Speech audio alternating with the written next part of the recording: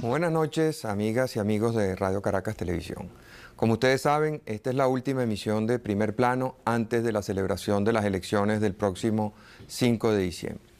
Todos ustedes conocen el afecto, el respeto, la admiración que siento por el doctor Arturo Uslar Pietri, de manera que no debe extrañarles que sea nuestro invitado de esta noche. Para Radio Caracas Televisión es un gran honor contar con su presencia.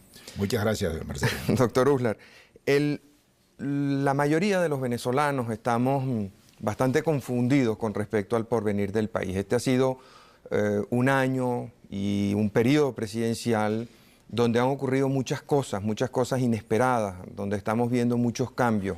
Y generalmente el cambio crea tensiones, angustias en la gente.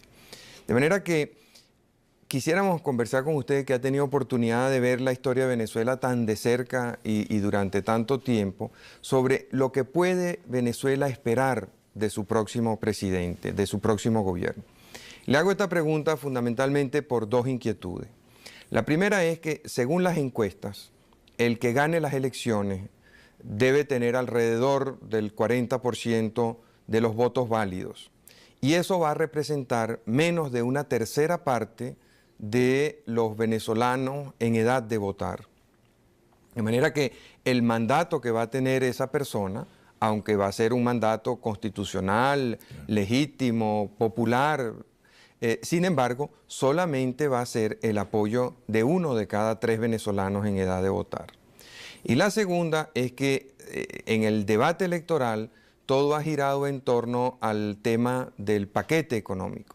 Y hay quienes nos hacen creer que si se elimina el paquete económico, volverán los viejos tiempos de bonanza, subirá el precio del petróleo, desaparecerá el déficit fiscal y habrá abundancia para todos los venezolanos. Y hay quienes piensan que el próximo periodo va a ser un periodo difícil donde es indispensable un programa económico y un programa social que implicarán grandes sacrificios. Quisiera que, empezando tal vez por el primer planteamiento sobre la amplitud del mandato del próximo presidente, nos comentara usted sobre estas inquietudes.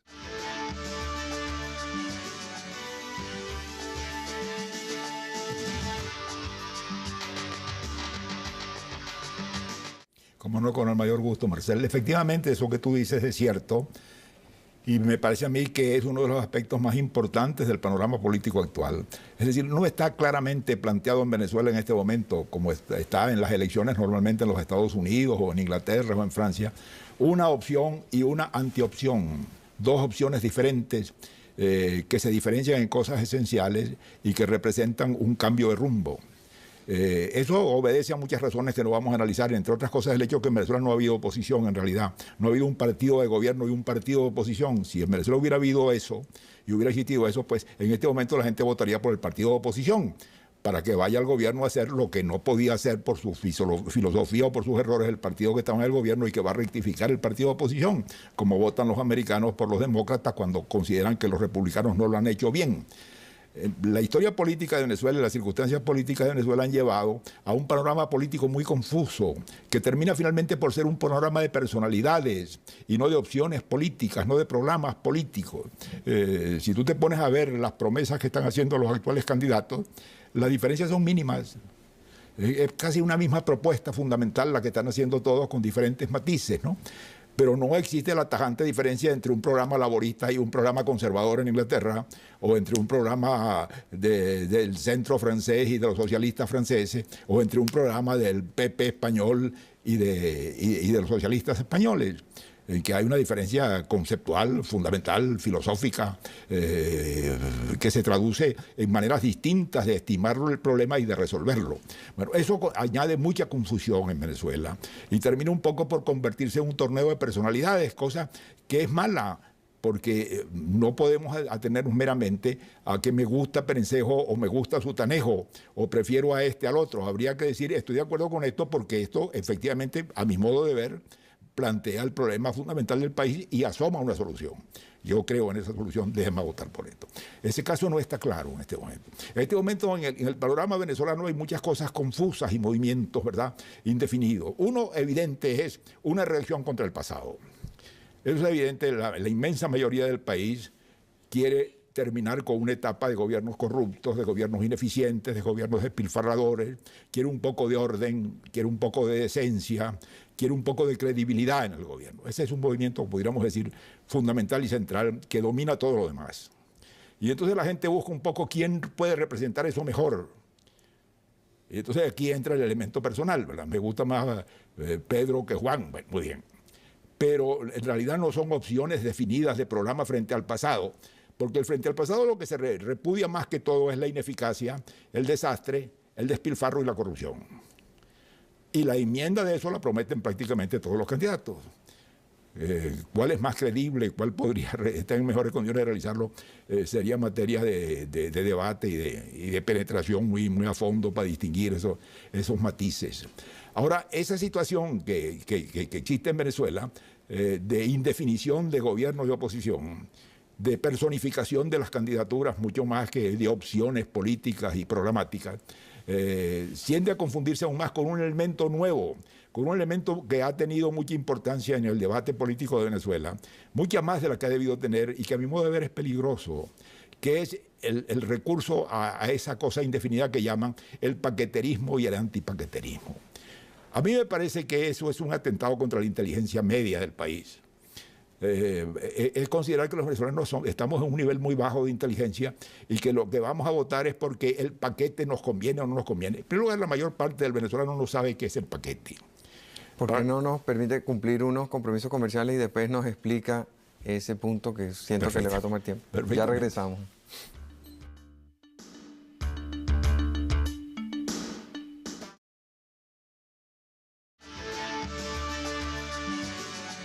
Usted nos comentaba que reducir los problemas venezolanos a ser paquetero o antipaquetero era menospreciar la inteligencia del pueblo venezolano. ¿Por qué?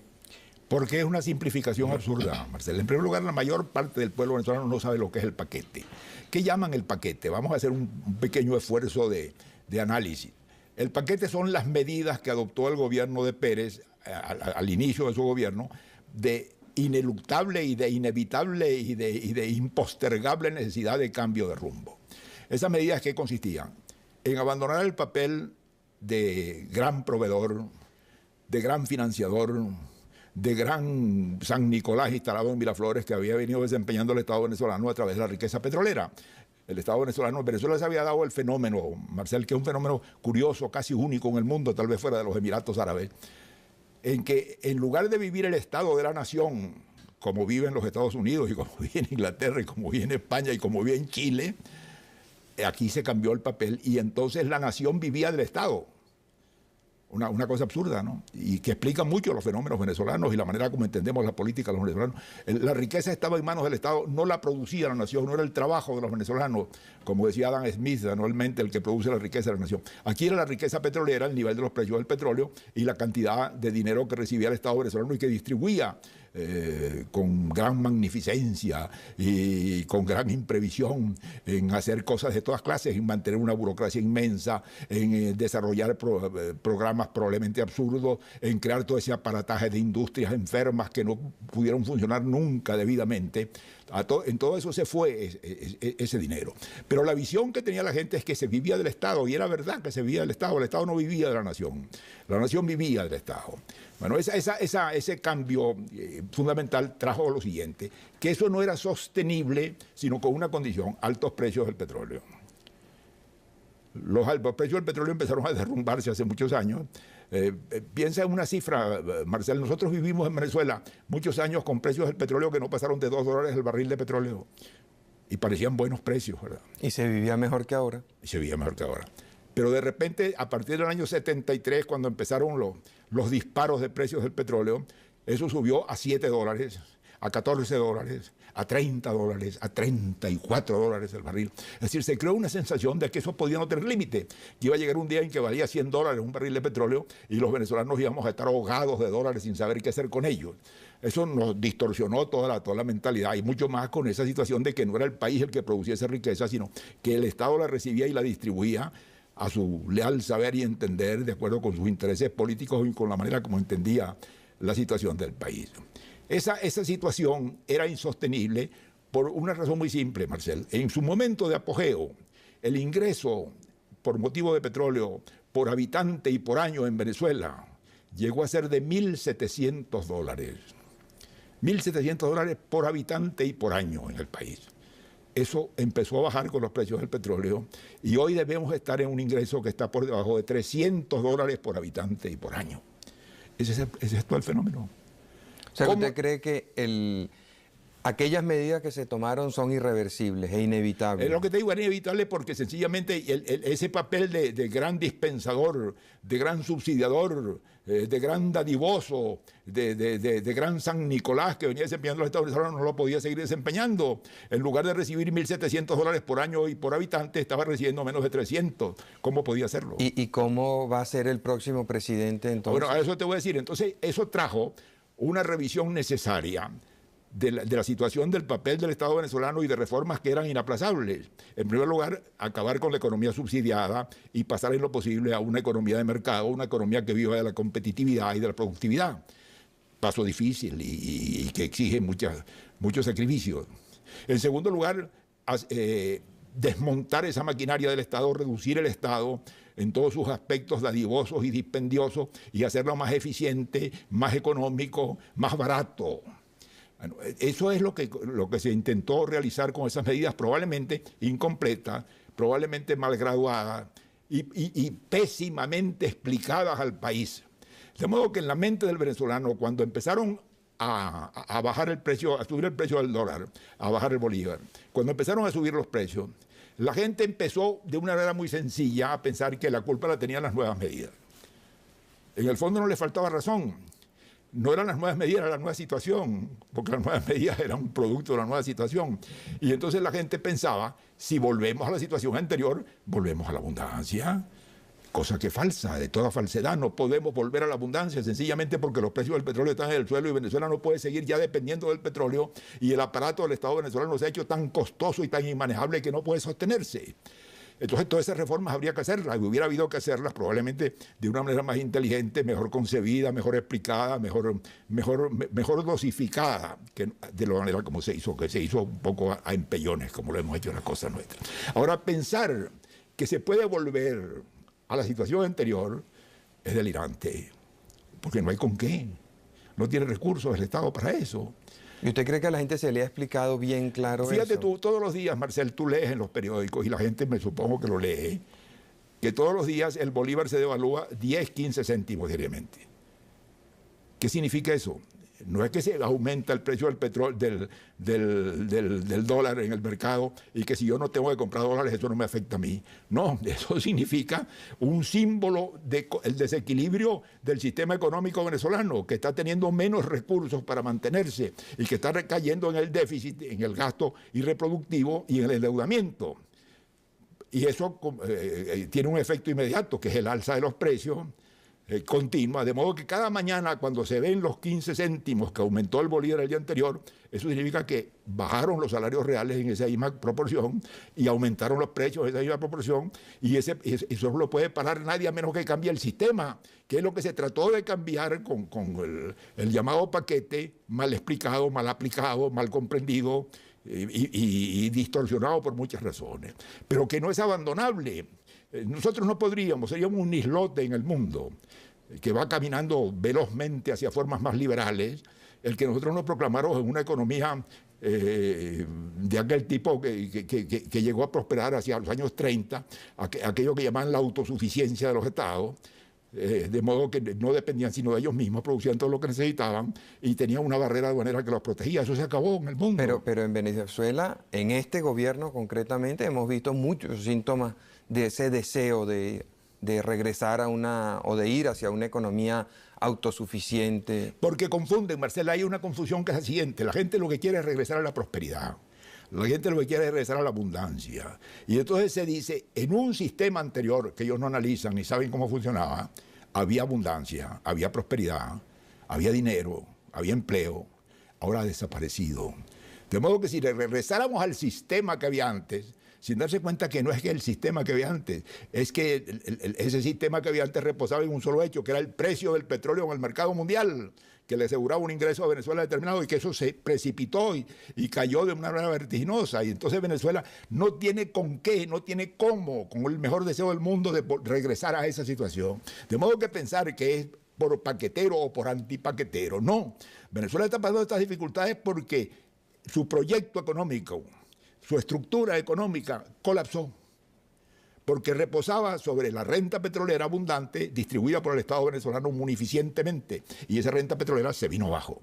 Y por lo tanto no es sostenible el Estado venezolano actual, ni los compromisos que tiene encima. Y eso no hay quien lo cambie. Lo que puede cambiar una sola cosa, que los venezolanos se den cuenta de eso, lo asimilen, lo acepten, hagan los sacrificios necesarios y enmienden el rumbo del país, que eso es lo que está planteado en Venezuela. Pero regresar, porque la culpa la tiene el paquete, es de una elementalidad que ofende la inteligencia media del venezolano. Vamos a cumplir unos compromisos. Al regreso quisiera que nos hablara de cuáles son las opciones. Entonces, el sistema económico, el modelo económico que escogieron nuestros partidos de inspiración fundamentalmente socialista, fracasó. Y no hay manera de regresar. Es como un carro al que se le fundió el motor. Pues con ese motor no puede seguir caminando. Por más que querramos y que le recemos a todos los santos, ese carro no se va a mover. Entonces, ¿cuáles son las opciones que tiene el próximo presidente? Sobre todo tomando en cuenta lo que mencionábamos al principio del programa, que él va a tener, en el mejor de los casos, el apoyo de 1 de cada 3 venezolanos en posición de elegir. Y otra cosa que usted señalaba, que el modelo personalista que ha ido asumiendo la política venezolana por la falta de confrontación de ideas, porque todos nuestros partidos políticos eran de orientación socialista, de inspiración socialista, entonces no había confrontación entre ellos, todos estaban de acuerdo en cuanto al tipo de medidas que tomar. La única diferencia era quién las aplicaba. Entonces tenemos el caso de por ejemplo, el expresidente Caldera, que aparece muy bien en las encuestas, la gente lo admira mucho, lo respeta mucho, pero muchísima gente tiene serias dudas sobre los partidos políticos que lo acompañan. En el caso de Osvaldo Álvarez Paz, la gente percibe un enfrentamiento entre Osvaldo Álvarez Paz y la dirección de su partido. En el caso de Claudio Fermín, la gente percibe un enfrentamiento entre Claudio Fermín y su partido, y en el caso de Andrés Velázquez nadie tiene idea de quién lo acompaña, o sea, la causa R. ¿Y qué es la causa R? Se conocen 2 o 3 diputados y en general, pues por lo que se le conoce es por incidentes de tipo personal que tienen con algunas autoridades, pero nadie sabe quiénes son sus candidatos. Entonces tenemos 4 candidatos con un apoyo que nadie conoce bien, que nadie tiene confianza en él. Entonces, ¿cómo va a poder gobernar ese presidente y cuáles son las medidas que va a tener que aplicar? Ya regresamos.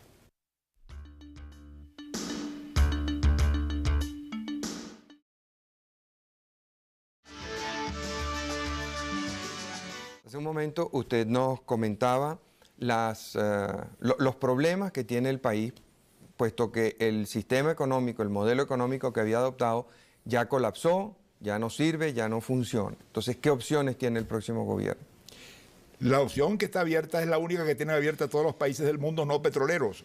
Es decir, ver cómo se desarrolla la economía nacional, cómo se establece un sistema educativo de preparación para el trabajo, de concepción misma de la vida en la gente, que las haga más productivas y que las haga depender más de ellas mismas y menos de ese estado munificente y dadivoso que me daba casa, me daba hospital, me daba todo lo que yo necesitaba y yo no tenía que hacer ningún esfuerzo. Eso tiene que cambiar y eso es un esfuerzo muy grande que tenemos que hacer entre todos los venezolanos. Volver a poner los pies sobre el suelo y decir qué podemos hacer con Venezuela, qué podemos hacer con los recursos que tenemos que son muchos y con la riqueza que tenemos que son muchas. Primero hay que redimensionar el Estado. Este Estado monstruoso, gigantesco, no se soporta. Es necesario que hagamos con mucha sinceridad los venezolanos un gran esfuerzo de reducir el Estado a sus verdaderas funciones. Ahora fíjense lo difícil que es eso, doctor. Hace poco se estaba hablando de la privatización del aeropuerto de Maiquetía. El aeropuerto de Maiquetía le da muy mal servicio a sus usuarios, pésimo, es una vergüenza, un asco. Encima de eso le da muy poco rendimiento al Estado venezolano y le da muy mal servicio a las líneas aéreas. O sea que ninguno de los usuarios del aeropuerto está satisfecho. Sin embargo, los sindicatos que trabajan ahí se ve que tienen tal nivel de prebendas, los intereses políticos que están vinculados a eso, se ve que chupan tanto de ahí que lograron parar el proceso. Y así cada vez que se habla de privatizar una de esas ruinas que tiene el Estado venezolano. Evidentemente, Marcel, porque dentro de ese vicio se crearon ventajas para la gente que directamente participa. ¿Quiénes protestan contra la privatización del aeropuerto de Los que están Maiquetía? chupando de eso. Los beneficiarios de esa situación, el clientelismo político metido allí, la gente que si eso entra a manejarse de una manera seria y correcta, como se manejan los aeropuertos del mundo, no van a poder seguir disfrutando de esas indebidas ventajas. Entonces esa gente dice, no, no toquen esto que se quede como está, esto es sagrado. Bueno, pero el país tiene que tener una conciencia y esa conciencia nacional tiene que decirle a esos señores, no. Pongan ustedes a funcionar el aeropuerto de Maiquetía como debía ser y nosotros lo respetaremos. Pero ustedes no han sido capaces en todo el tiempo sino aumentar los vicios y los defectos. Y nosotros tenemos que rehacer esto y replantearlo sobre otras bases porque por delante y antes que cualquier otro interés está el del país y está el prestigio del país. Está el caso de la industria del aluminio. El otro día leí, decía el ministro presidente de las empresas de Guayana, que pierden 25.000 millones de bolívares. Eso no hay manera de privatizarlo. O sea, no, se oponen, se crean toda especie de intereses. Además se reparten las poquitas cosas que producen, de ahí ya se las repartieron. Exactamente, Marcel, es por eso hay que acabar con ese clientelismo y tiene que haber una decisión nacional en eso. Es por eso que es importante que el país esté claro de que ese modelo que venía existiendo no puede continuar. Pero el país piensa que la culpa de todo es del paquete y de la corrupción. Bueno, de la corrupción en gran parte tiene razón, que la corrupción es un elemento muy importante que formó parte de todo este desastre y que es uno de los grandes problemas centrales que tiene el país. Hay que ir contra eso y erradicarlo de una manera efectiva, proceder con toda eficacia. Pero el problema está, Marcel, en que lo que pasa en Venezuela es que estamos tratando, vamos a decirlo con una palabra justa, de normalizar la economía. Hemos vivido una economía anormal, en una economía enferma, en una economía subsidiada, es una economía sostenida por un paternalismo estatal absurdo que nos ha llevado a este fracaso. Eso no pasa en ningún país del mundo fuera de los países petroleros. De modo que si nosotros tenemos que arrancar de nuevo es imitando qué es lo que pasa en países que han tenido prosperidad, como Bélgica, como Holanda, como Inglaterra, como España, como Francia, como Suiza, como Estados Unidos. ¿Cómo han arrancado? Ha arrancado a base de la productividad del trabajo nacional, del esfuerzo de cada quien, sobre un nuevo concepto o un concepto básico y fundamental de qué es lo que ha hecho prósperos a los países y qué es lo que los ha arruinado. Acabamos de presenciar el gran fracaso del mundo socialista.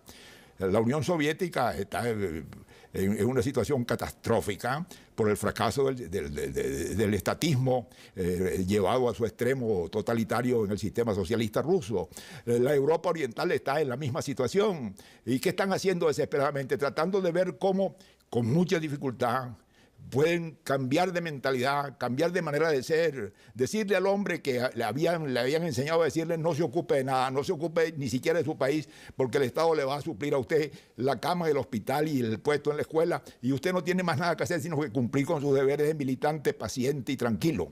A decirle, sea un ciudadano, salga a la calle, salga a competir con su trabajo, salga a competir con sus productos, que es lo que hacen los países prósperos. Eso es difícil y eso es lo que está planteado, Marcelo. Pero fíjese que eso no es lo que le están hablando los candidatos a la gente. No le están diciendo que van a tener que hacer más sacrificio y que van a tener que trabajar más duro y que van a tener que pagar más impuestos. Nadie está diciendo eso. Nadie lo está diciendo. O sea, y me parece el socialismo habrá fracasado en el mundo entero, habrá provocado el colapso de la Unión Soviética y de todos sus países satélites. Pero en Venezuela está vivito, coleando y prosperando.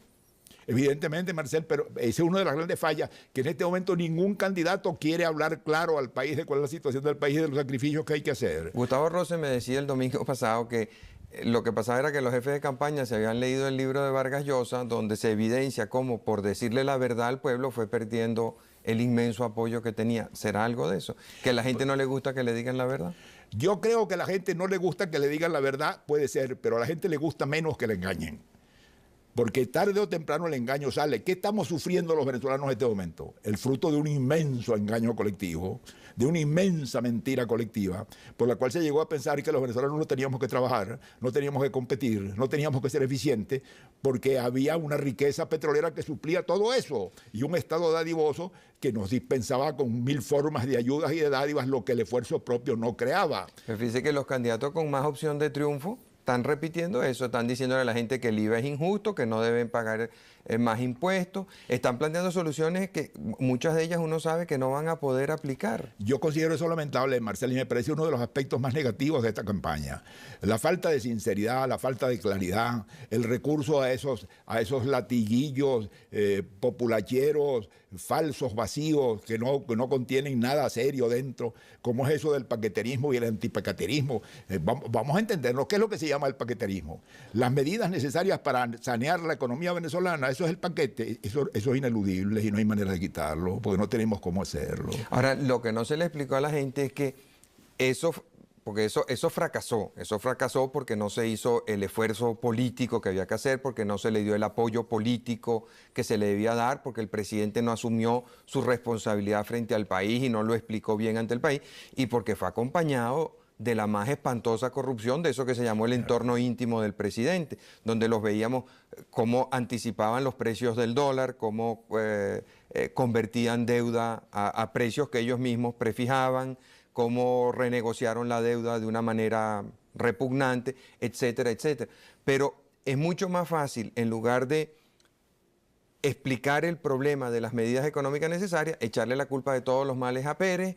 Pérez es el paquete, y desaparecido Pérez, pues ya lo que vendrá será la bonanza y la prosperidad. Eso es un simplismo lamentable.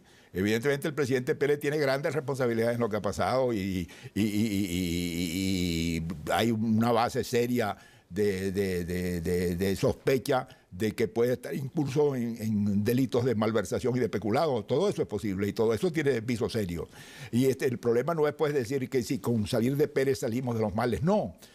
Para salir de los males tenemos que hacer un cambio de mentalidad en el país, un cambio de actitud, comprender que el mundo camina para otro lado y que nosotros no podemos caminar en sentido contrario porque vamos al sacrificio y vamos al desastre. Es lamentable que a estas alturas no se le hable al país claramente, se le diga no a eso que existió hasta ayer, a ese país de San Nicolás que existió hasta ayer, eso no podemos regresar, ni hay manera de regresar y posiblemente no sería ni siquiera deseable que regresáramos porque sería la perpetuación de los vicios y de los defectos y de la corrupción que nos ha bañado hasta ahora. Pero hay que introducir esos cambios. Yo te quiero decir una cosa, Marcel, y le ruego a los venezolanos que me oyen que lo piensen. Si tú escogieras el equipo más irreprochable en materia de honestidad, los más virtuosos varones y mujeres que puedas escoger para gobernar el país, con el sistema que venía imperando en Venezuela en el pasado, el país va al fracaso. Porque claro, la corrupción es un añadido muy importante que está conectado con todo ese sistema y que lo perturbó. Pero es que aunque hubieran procedido con la mayor limpieza y con la mayor honestidad, el sistema estaba condenado al fracaso porque era insostenible. Eso es lo que ha fracasado. No podemos seguir teniendo una economía subsidiada, punto. Y mientras más pronto lo reconozcamos, mejor. Vamos a cumplir unos compromisos. Al regreso quisiera que habláramos un poco de eso, porque evidentemente el próximo presidente se va a encontrar con un problema muy serio de confianza en el país, de confianza en el gobierno, porque puede que nosotros estemos un poco aturdidos con la retórica electoral, pero fuera hay muchos inversionistas que ven a Venezuela con atención y con frialdad, y que si ven que Venezuela insiste en regresar a las viejas formas del pasado, en seguir haciendo las cosas como las venía haciendo, no invertirán. Y sin esa inversión no habrá posibilidades de crear nuevos empleos, será muy difícil superar el déficit fiscal, y si el déficit fiscal persiste, será muy difícil doblegar la inflación y bajar las tasas de interés. O sea que hay todo un círculo vicioso. Entonces, quisiera que nos hablara cómo convertir ese círculo vicioso en un círculo virtuoso, que es posible. Otros pueblos lo han logrado. Ya regresamos.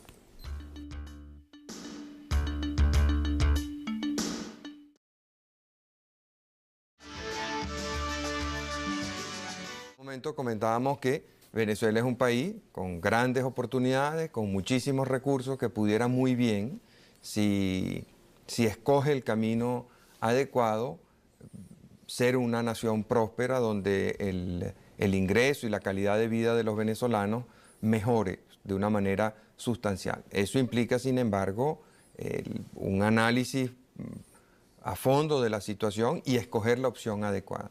¿Cuál es, a su manera de ver, esa opción que Venezuela tiene? ¿Por qué camino tiene que orientarse el Bueno, país? el camino es claro, Marcel. El camino es sencillamente una rectificación a fondo de los errores que hemos mantenido del pasado. Lo que no puede seguir es el país subsidiado, eso no puede seguir. Lo que no puede seguir es el país que dependía exclusivamente de la riqueza petrolera distribuida por el Estado, eso no puede seguir. El país tiene que sincerar su economía, tiene que ponerse competitivo en términos mundiales, tiene que abrirse al mundo porque el mundo entero se está abriendo. Es la tendencia que está manejando el mundo entero. Acaba de firmarse el acuerdo de libre comercio entre los Estados Unidos, el Canadá y México. ¿Qué significa eso? Que la América Latina camina hacia un mayor liberalismo económico ineluctablemente. Acaba de cumplirse el lapso por el cual entró en vigor la Unión Europea, es decir, en el cual el Tratado de Maastricht se hace efectivo. Es decir, Europa quedó sin fronteras económicas internas. Les quedan algunas externas que van a ser revisadas.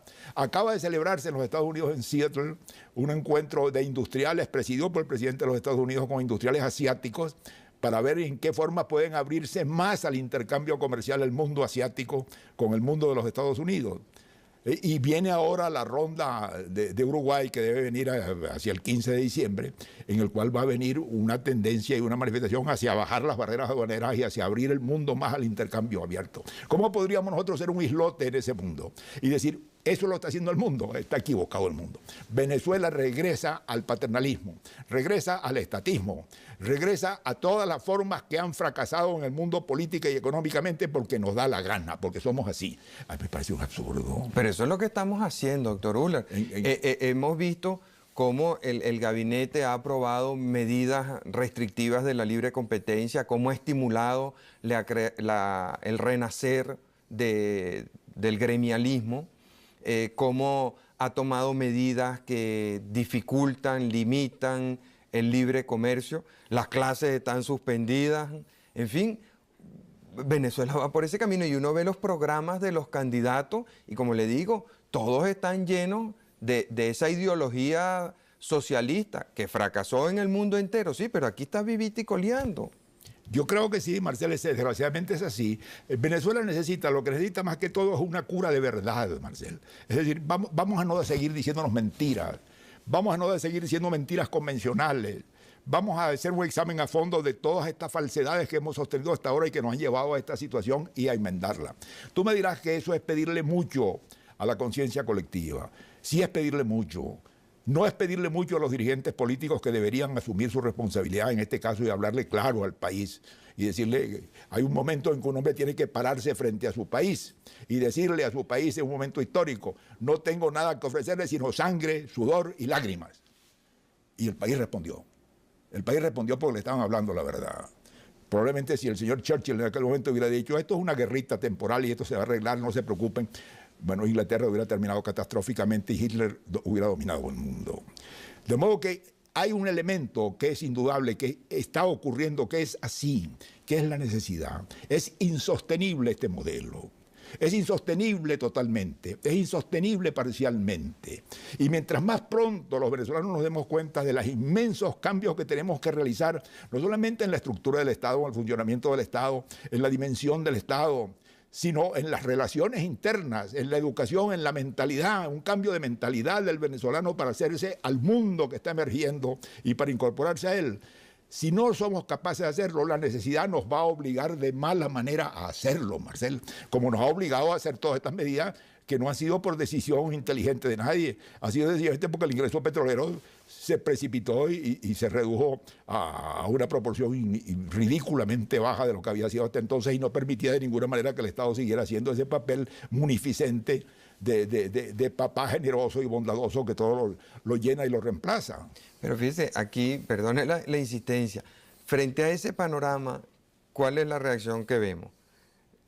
O sea, todo el mundo está de acuerdo con que el Estado creció a unos niveles de gigantismo y le atribuimos al Estado unas facultades de omnipotencia imposibles de cumplir. Pero, a pesar de eso, la burocracia sigue creciendo y se le siguen haciendo ofertas que no se pueden cumplir. Ahí está el famoso bono único que de la manera más irresponsable el gobierno ofreció y que no ha podido cumplir y no podrá cumplir.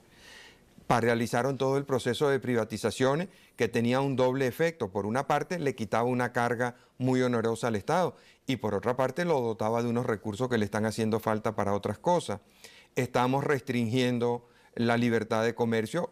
Mientras el mundo va por otro camino, pues aquí resolvimos que no, que aquí la vamos a restringir y todos los días se van tomando nuevas medidas en ese sentido. Entonces uno... Es desesperante, pero es así. O sea, uno ve que el mundo va por un camino, pero aquí sabemos más. El Estado venezolano no tiene ingresos suficientes. Se ha diseñado el impuesto al valor agregado, que resuelve muchísimos problemas, que en el mundo entero es un impuesto que ha funcionado, que es más eficiente, que es más eficaz, que es más rápido, que es más justo que otros sistemas que existen. Aquí está todo el mundo en contra del IVA. Yo quisiera ver el 6 de diciembre, cuando tengamos un presidente electo, ¿qué va a decir del IVA? Porque si al Estado venezolano en este momento se le quita el aporte que representa el IVA, de verdad que termina de colapsar. O sea, en este momento hay casi 200.000 millones de bolívares en órdenes de pago aprobadas que no se han pagado. Yo quisiera saber, las poquitas que van pagando, ¿cómo lo van a hacer? El problema de las prestaciones sociales del sector público. O sea, sabemos que tiene arruinado al Estado, que no tiene cómo pagarla, que no tiene ni siquiera cómo pagar los intereses, pero no quieren discutir el tema. Por eso, Marcel, pero eso no cambia la situación, lo que hace es que la agrava. Sí. Porque si tú me dijeras que con esa actitud va a cambiar la situación en Venezuela y que nosotros tenemos una tercera salida, que no sé cuál es porque nadie la ha anunciado, le ha mostrado, está muy bien. Pero es que no hay tercera salida. Es que lo que vamos es a llegar en peores condiciones, en más ruina, en más miseria y con más problemas a tener que adoptar las medidas que inteligentemente, que valientemente, que decididamente hubiéramos debido haber adoptado desde hace mucho tiempo y que es imperdonable que todavía estemos resistiéndonos para adoptarlas. Pero ahora sí están asomando una tercera medida. Ya ha empezado toda una prédica y hemos visto cómo funciona eso, porque además tiene un financiamiento abundante e ilimitado. Ahora empezó la prédica de que es del golpe de Estado, de que si gana Caldera, los militares eso no les conviene o no les interesa o no les gusta porque no es nada contra Caldera, es la gente que lo acompaña, o de que si gana Velázquez, eso a las Fuerzas Armadas no les gusta, mira todos los enfrentamientos que han tenido, y así ha empezado toda una prédica que nos presenta como una posible solución a todos nuestros males y a todos nuestros problemas un golpe de Estado. Esa es la solución catastrófica, Marcel. Esa es la solución del hombre que no encuentra cómo resolver sus problemas y que piensa lo mejor sería que yo me pegara un tiro. Bueno, muy bien, es una solución catastrófica. Eso no resuelve nada. Eso no resuelve absolutamente nada. Un golpe de Estado no resuelve nada en Venezuela. No es viable, en primer lugar, en este momento. Por las circunstancias del mundo, no es viable. Por las circunstancias de la América Latina, no es viable. Por las circunstancias del sistema interamericano, no es viable. De modo que es absolutamente absurdo pensar que hay una salida por allí y si desgraciadamente llegara a plantearse así, lo que le traería al país es mayor miseria. Vean el ejemplo de Haití, mayores sacrificios, mayores dolores, mayores tropiezos, para terminar finalmente haciendo lo que no supimos hacer debidamente en el momento en que debimos hacerlo. Pero fíjese que con este problema de la prédica golpista, cuando uno contraargumenta como usted lo está haciendo, entonces le dicen, no, es que Venezuela tiene petróleo y Estados Unidos no puede vivir sin el petróleo venezolano. Y los Estados Unidos han hecho saber que sí pueden vivir sin el petróleo venezolano. Pero estos prefieren ignorarlo, no creerlo. Y se habla de otras sanciones que se pueden tomar y no, Venezuela es distinto, nosotros no podemos dejarnos llevar por las sanciones que tome el mundo civilizado contra nosotros. Es un simplismo, Marcel, porque efectivamente los Estados Unidos a la larga no podrían vivir sin el petróleo venezolano, pero es un a la larga muy largo. Pero los Estados Unidos podrían vivir perfectamente 6 meses y 1 año sin petróleo venezolano y sin mayor problema. Y eso es una cosa que debían tener en mente todos estos proyectistas alegres de golpes de Estado, ¿no? Pero fíjese, es lo mismo que con el modelo económico. O sea, como hay ese deseo de no cambiar, entonces piensan que un golpe de Estado es una manera de anclarnos en el pasado y ignoran las advertencias no solamente de los Estados Unidos, de países europeos, del sistema interamericano, como usted decía, de nuestros vecinos, ignoran las vulnerabilidades de Venezuela en materia de ingreso de divisa, en materia de alimentos, en materia de ingresos turísticos. O sea, Estados Unidos declara a Venezuela un destino no seguro en materia turística y aquí colapsa el poco turismo que hemos desarrollado en una semana. Estados Unidos dice que las inversiones en Venezuela no son seguras y aquí no entra un bolívar de inversión por muchos años. Estados Unidos no solamente puede dejar de comprarnos petróleo, puede dejar de vendernos granos, cereales, trigo, aceite, una cantidad de cosas de las que nosotros dependemos fundamentalmente de ellos.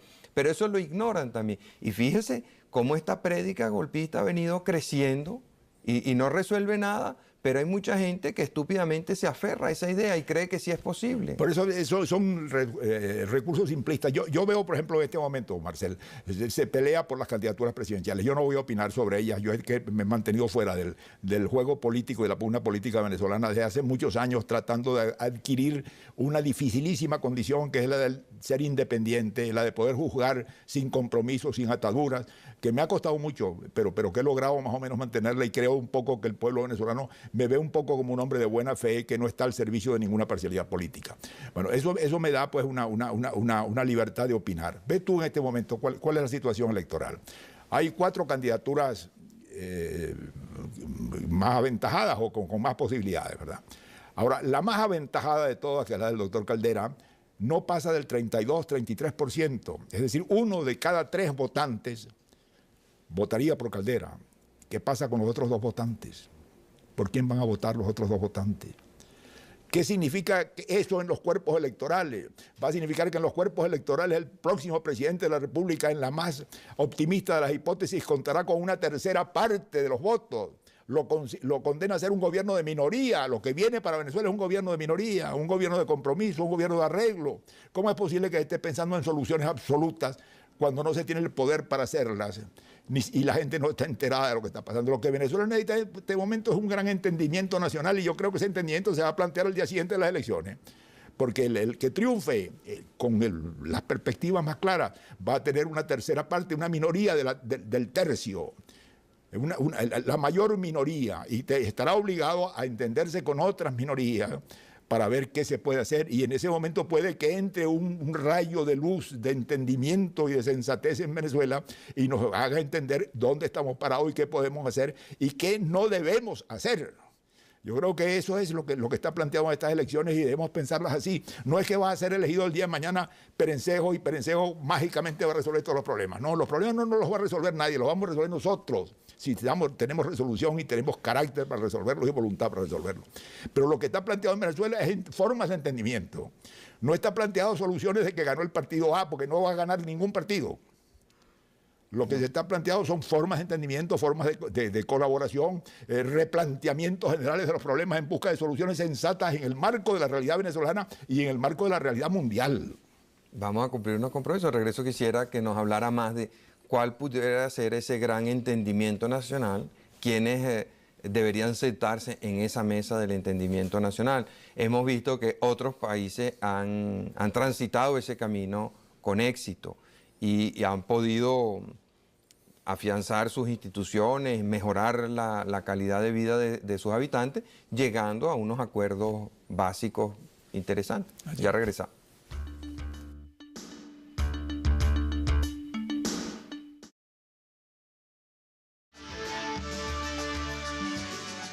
Hace un momento usted nos planteaba la conveniencia de que se llegara a un gran entendimiento nacional. ¿Cómo cree usted que podría funcionar eso? Yo no creo en la conveniencia, en la necesidad, Marcelo. Es que no hay más escapatoria. Vamos a ver con los ojos más realistas. Vamos a ponernos el 6 de diciembre. Vamos a imaginar qué panorama amanece el 6 de diciembre. Un triunfador aparente, cuya base electoral va a ser no más de la tercera parte de los cuerpos deliberantes del país. Un 32, un 33%. Ponle un 40%. Una mayor minoría. ¿Qué significa eso? Que los programas que haya podido presentar como soluciones parciales como candidato están sujetos inmediatamente a revisión, porque no podrán funcionar ni dar un paso en ese sentido sin acuerdos con las otras fuerzas políticas que no fueron las que lo acompañaron. De modo que como tú lo veas, lo que está planteado en Venezuela es una fórmula de entendimiento nacional para sacar al país de sus dificultades, teniendo como eje y centro a la mayor minoría que va a salir triunfante en el candidato presidencial en las próximas elecciones. Eso es lo que está planteado y yo creo que eso es sano, Marcel. ¿Y qué debería abarcar ese acuerdo? Bueno, ese acuerdo debería abarcar en primer lugar el problema económico del país y el problema social del país y las grandes reformas que están planteadas. Es decir, vamos a acometerlas ahora por un acuerdo que abarque por lo menos la mayoría de los cuerpos representativos, ¿no? Para ir adelante. Yo creo que eso es lo que está abierto y lo que está planteado. Ahora, y no me parece malo. Fíjese, no le parece malo, pero al inicio del programa usted me decía que uno de los problemas que habíamos tenido aquí era que no había habido partido de oposición. Exactamente. Esa tentación la van a tener. El que llegue segundo, el que llegue tercero, van a querer ser el partido de oposición para dentro de 5 años ser la opción de poder. Pero es un partido de oposición muy relativo, Marcel, porque es una oposición a 5 años de plazo y porque el segundo, de acuerdo con estos sondeos, va a tener un 20%. Es decir, una quinta parte de los cuerpos deliberantes. Con la quinta parte de los cuerpos deliberantes se pueden hacer muchas cosas, pero no se puede paralizar el gobierno. Eso es evidente. De modo que lo que está abierto es un acuerdo de gobierno, un acuerdo sensato y maduro que pueda hacerse fuera del clima de una campaña electoral que no es el más favorable, teniendo presente cuáles son las realidades del mundo, cuáles son las realidades de Venezuela y cuáles son las posibilidades de Venezuela, y que en torno a eso se trace entonces un camino para salir adelante. Y terminemos con la retórica paquetera y antipaquetera. Hay que hacer reformas en Venezuela a fondo. Bueno, ¿cómo las hacemos por un acuerdo nacional? ¿Con qué velocidad? ¿Con qué orden de preferencias y de preeminencia? Pero tenemos que hacerla y en un plazo corto, porque si no las hacemos, este país va a enfrentar situaciones sumamente graves en el futuro y se va a quedar fuera del juego del mundo, Marcel. Ahora, usted dice que eso es conveniente, que es bueno, que es útil. Lo que yo no veo es por qué y cómo se van a sentar ahí los otros protagonistas. Tenemos el caso, vamos a suponer que gana Caldera. El primer problema que tiene es la heterogeneidad de las fuerzas que lo apoyan. O sea, poner de acuerdo a toda esa gente en un programa económico no va a ser nada fácil. Luego, su conversación con Copey va a ser una conversación muy difícil porque han estado muy enfrentados en esta elección. Su conversación con la causa R, también la causa R le ha ido muy bien siendo partido de oposición y usted ve la retórica que utilizan del cañón que le van a meter por el pecho a los adecos y a los copellanos y toda esa cosa. O sea, yo no me lo imagino sentándose con Caldera, lo que quieren es meterle el cañonazo ese por el pecho también. No te lo imaginas ahora, Marcel, y no son imaginables ahora, pero acuérdate que el domingo termina la campaña electoral y empieza un nuevo tiempo en Venezuela, el nuevo tiempo de ¿ahora qué? Ahora, ¿qué podemos hacer con esto? Y lo que vamos a tener como panorama, es que no va a haber sino mayorías más o menos grandes, minorías más o menos grandes, pero no va a haber mayoría. Para poder gobernar, para poder llevar adelante un programa, va a haber que haber entendimiento. Y lo que va a estar abierto es eso. Y yo espero que a la luz de la experiencia de lo que ha sido el país, de lo que tiene el país por delante, fuera ya del clima pasional de una campaña electoral, viendo las realidades, no sea tan difícil llegar a un acuerdo para hacer las 5 o 6 grandes reformas que hay que hacer. ¿Cuáles son esas reformas? Todos las sabemos. Reformas económicas, reformas sociales, reformas del sistema electoral, independencia del Poder Judicial, lucha abierta y efectiva contra la corrupción. Bueno, sobre eso se puede hacer un acuerdo en Venezuela de gobierno. O sea, el presidente tiene que tener una gran capacidad de convocatoria. Es que va a estar obligado, Marcel. Es que no tiene más remedio sino convertirse en una minoría aislada e impotente para gobernar con un programa que no puede cumplir y un país que cada día se va a deteriorar más. Para poderle ofrecer al país una salida, tiene que decir, bueno, señores, yo soy la mayor minoría, pero no puedo gobernar por mi cuenta y no sería ni siquiera deseable que lo hiciera. Vamos a buscar un acuerdo y llame a los demás para constituir un frente suficiente para hacer una mayoría nacional en torno a un programa nacional aceptable para la mayoría inmensa del país. Hasta ahora no hemos logrado hacerlo. ¿Qué piensa usted que va a cambiar? Porque no es el momento, Marcel. Hay que esperar que termine la elección. O sea, una vez electo el presidente... Yo creo que esa realidad va a aflorar, Marcel. Es decir, un presidente con qué electo con 34%. ¿Cómo puede gobernar con 34%? No puede. ¿Cómo puede cumplir con las promesas electorales que ha hecho? No puede. Entonces está planteado, y lo mismo los partidos de oposición, se dirán, ¿qué hacemos? ¿Vamos a pasar a condenar a este país a hundirse y en 5 años nosotros mascando el reconcomio decimos no? Y no nos prestamos a ningún entendimiento. No, la necesidad impone que se llegue a ese entendimiento y que se definan las 5, las 6 cosas fundamentales que se van a realizar por medio de una colaboración, de un consenso. Bueno, ojalá que el próximo presidente tenga esa capacidad de convocatoria, porque no va a ser fácil poner de acuerdo, porque es verdad, uno en teoría a uno le parece inimaginable que no se pongan de acuerdo en lo que le conviene al país. Pero fíjese lo que ha sido el gobierno del presidente Velázquez.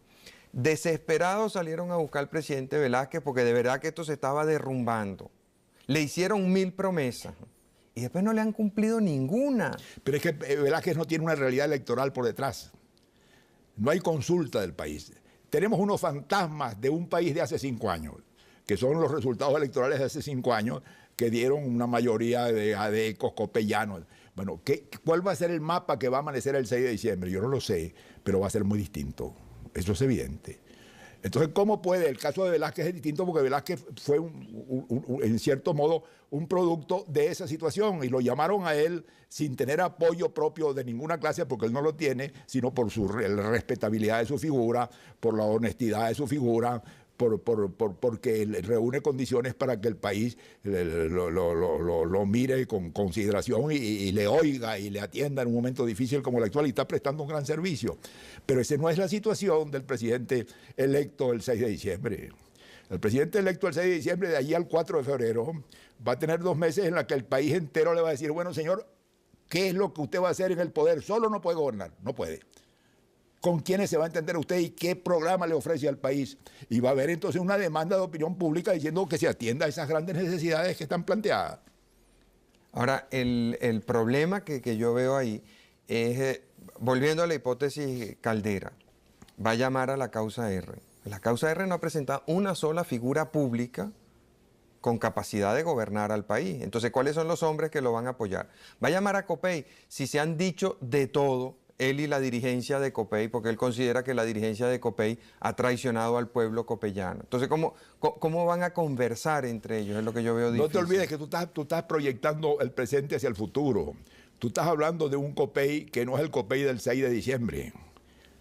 ¿Qué va a pasar en Copey? ¿Qué va a pasar en Causa R el 6 de diciembre cuando hagan el examen real de cuál es su situación, de cuál es su poder real, de cuál es su perspectiva? Eso es una situación enteramente distinta. Por eso yo pienso que las vías de un entendimiento están abiertas y que muy posiblemente dentro de Copey y de Causa R y dentro de esos partidos debe haber gente que al día siguiente, el 6 de diciembre, van a decir vamos a buscar un entendimiento para salvar al país y para hacer las 4 o las 6 cosas que hay que hacerlas y que no pueden hacerse sino con ese entendimiento. Bueno, muchas gracias, doctor Uslar. Ya lo estaremos llamando el día de las elecciones para que oriente un poco. Muchas gracias, Marcel, te agradezco. Creo que ha sido útil, Marcelo. Muchas gracias, amigos, por su atención. Como de costumbre, los espero el próximo domingo. Perdón, en realidad nos vamos a estar viendo antes porque a través de la división informativa de Radio Caracas Televisión, a partir de mañana vamos a iniciar una serie de entrevistas con los candidatos presidenciales. Hasta mañana entonces.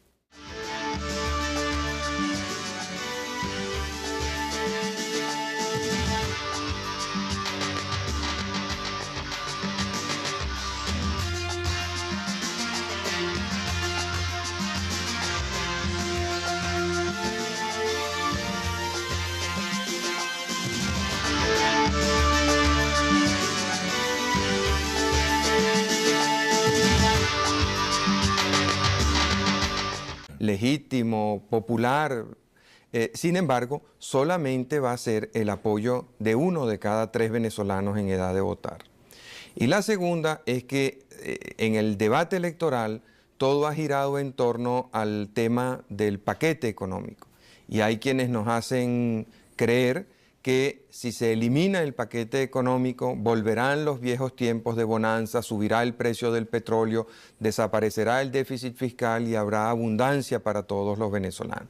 Y hay quienes piensan que el próximo periodo va a ser un periodo difícil donde es indispensable un programa económico y un programa social que implicarán grandes sacrificios. Quisiera que empezando por tal vez por el primer planteamiento sobre la amplitud del mandato del próximo presidente, nos comentara usted sobre estas inquietudes.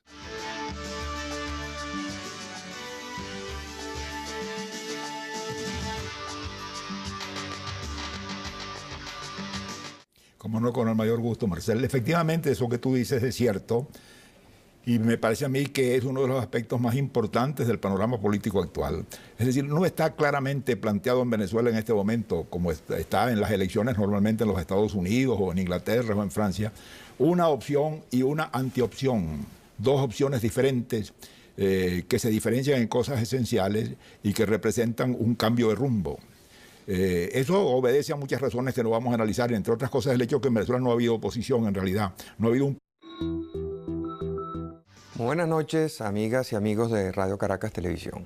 Como ustedes saben, esta es la última emisión de Primer Plano antes de la celebración de las elecciones del próximo 5 de diciembre.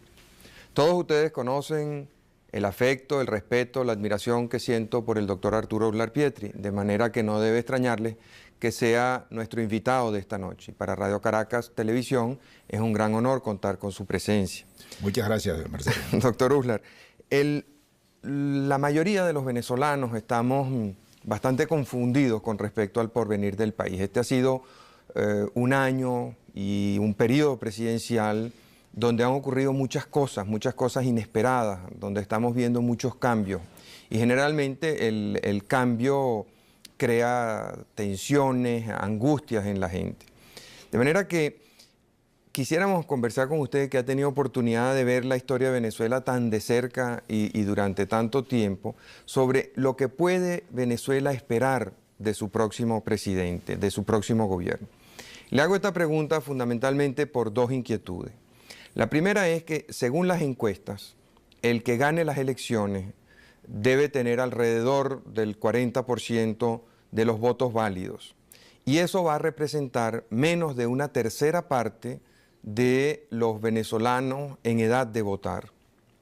De manera que el mandato que va a tener esa persona, aunque va a ser un mandato constitucional... Eso es un atentado contra la inteligencia media del país. Es considerar que los venezolanos estamos en un nivel muy bajo de inteligencia y que lo que vamos a votar es porque el paquete nos conviene o no nos conviene. En primer lugar, la mayor parte del venezolano no sabe qué es el paquete. ¿Por qué no nos permite cumplir unos compromisos comerciales y después nos explica ese punto que siento que le va a tomar tiempo? Ya regresamos.